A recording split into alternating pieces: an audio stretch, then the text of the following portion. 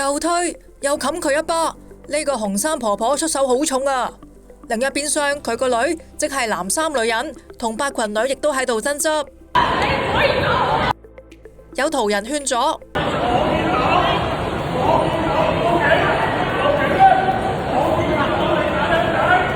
事發喺觀塘 APM 中庭，下晝近5點。